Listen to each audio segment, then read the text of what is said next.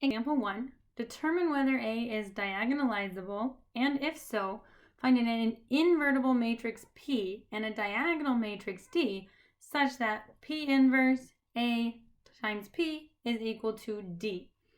So if it is diagonalizable, we're going to be following some of these things up here. So hopefully you've read through these so that we can work on them. Remember, a diagonal matrix is made up of our lambdas. So we're going to be using the lambdas for that, and then to help us also come up with our P. So let's go ahead and find our determinant so that we can find our lambdas. So we've got lambda I minus A gives us lambda minus 1, 1, and 1, negative 1, lambda minus 3, negative 1, 3, negative 1, and lambda plus 1 when we work through that. And it might be nice just to keep them clear. We'll put these in parentheses to make that a little bit more noticeable. Since I need to take the determinant, we're going to put lambda minus 1 out here, negative 1, 3, and then 1, lambda minus 3, and negative 1. So I'm going to come over here to write the beginning part of this. So we've got our diagonals, and our first diagonal deals with all these parentheses. Lambda minus 1, lambda minus 3, lambda plus 1. The next one is 1 times negative 1 times 3, so we've got negative 3. Then 1 times negative 1 times negative 1 is a plus 1 for this piece. Then we are going to go in the other direction. So we're going to have minus, and it's minus all of this, 3 times lambda minus 3. Then we've got negative 1 times negative 1, which is ultimately positive, so plus lambda minus 1. And then we've got lambda plus 1 times negative 1 and times 1, so negative lambda plus 1. All right, and these were negative, so we have this negative out front to distribute in. But let's go ahead and clean up what we can. We've got a lambda minus 1, lambda minus 3, lambda plus 1, minus 2. Taking this inside, we are going to get minus 3 times lambda minus 3 minus the lambda minus 1 plus the lambda plus 1. All right, well, we're going to need to combine, so let's go ahead and multiply everything out, because this needs to be equal to 0 so that we can try to solve for all of this. So we're going to get, we'll start with the first couple. Lambda squared minus 3 lambda minus lambda plus 3 times lambda plus 1. We have a minus 2, I'm going to have a minus 3 lambda plus 9 minus lambda plus 1 plus lambda plus 1. And that still equals 0. Here we can make this lambda squared minus 4 lambda plus 3 times lambda plus 1. Then let's clean up what we can. Let's take care of our lambdas that will combine. These two cancel each other out, so they're gone. So we have minus 3 lambda, and then we have a negative 2 plus 9 gets me to 7, plus a 1 gets me to 8, plus a 1 gets me to 9, so plus 9. Multiplying this out again, we're going to get a lambda cubed plus lambda squared minus 4 lambda squared minus 4 lambda plus 3 lambda plus 3 minus 3 lambda plus 9. Now I have a plus 3 lambda and a minus 3 lambda, so those will cancel. Then we still have this lambda cubed. We're going to have minus 3 lambda squared, minus 4 lambda, and plus 12. Okay, now these are all still equal to 0. So I want to try to solve, which maybe we could try factoring by grouping.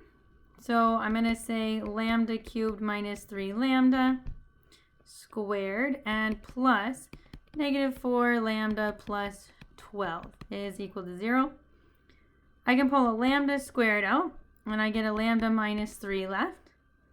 Over here I can pull out a negative 4 and get a lambda minus 3 left. So I pull out the lambda minus 3 and I get a lambda squared minus 4 equals 0. This is a difference of squares. So I've got lambda minus 3, lambda minus 2, lambda plus 2 equals 0. Which means we can say lambda 1 equals 2, lambda 2 equals negative 2, and lambda 3 equals 3. So those are the values that I need for my eigenvector. So if these are my eigenvalues,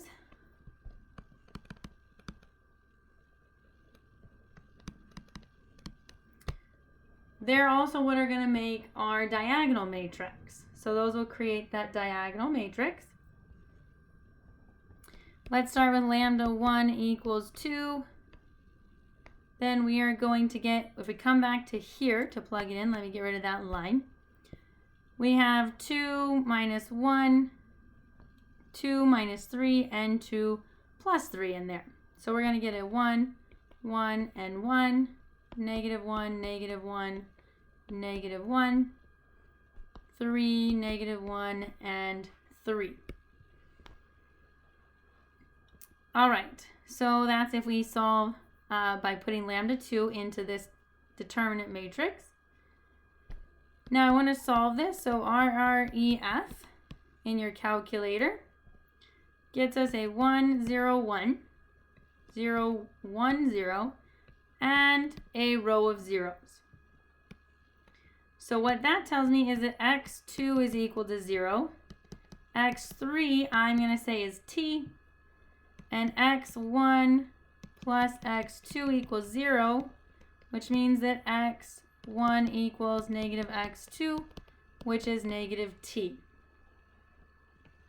So we get x1, x2, x3 is going to be, I'll just put the t on the outside, negative 1, 0, and 1 for my eigenvector. All right, so that gives me my first eigenvector.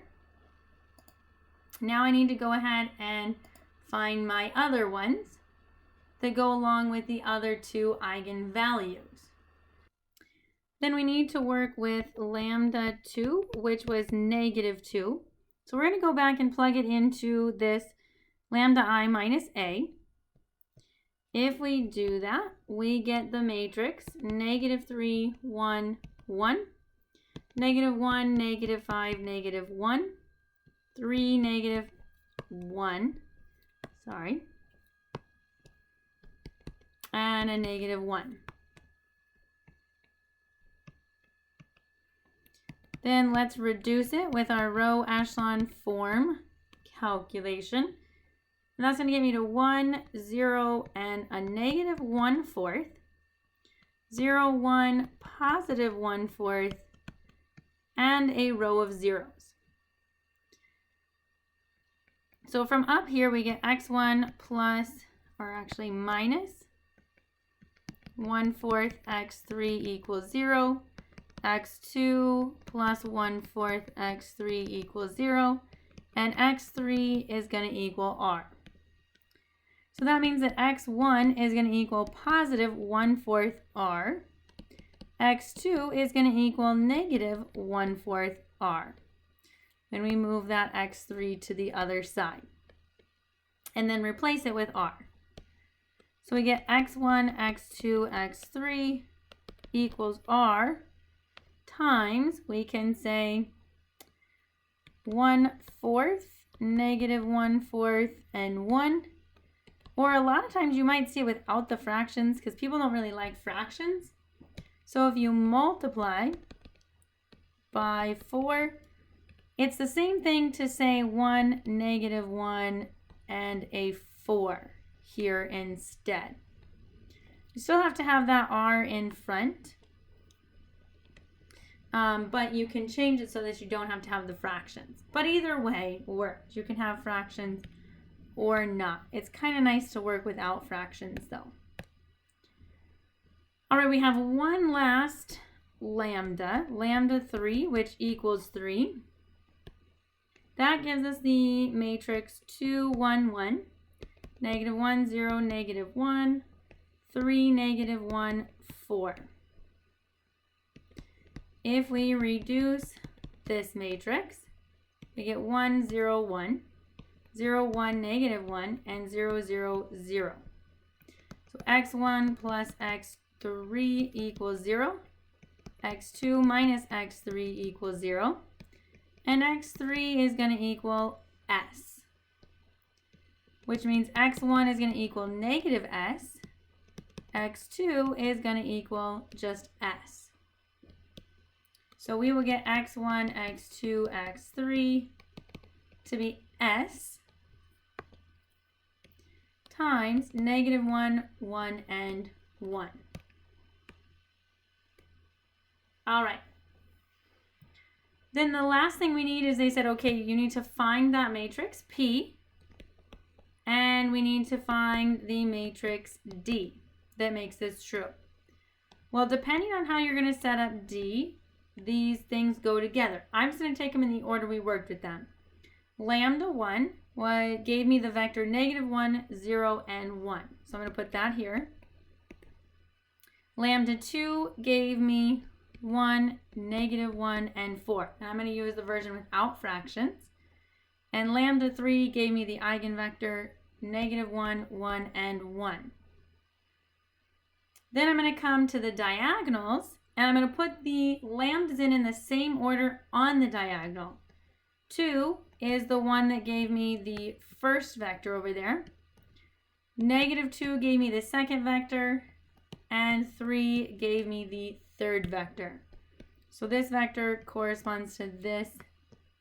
Let me do that slightly differently. Goes to this eigenvalue. This goes with this eigenvalue. And this goes with this eigenvalue. And they need to go in the same order. So if I put my lambdas in one order, the columns in P have to go in the same order. So the columns have to go in the order that they came from those lambdas. So that's important to keep the order the same. Now, we don't have P inverse, but we could find it so that we can make sure that this is a true statement. If you found P inverse, then you could check to make sure that that statement is true and works out.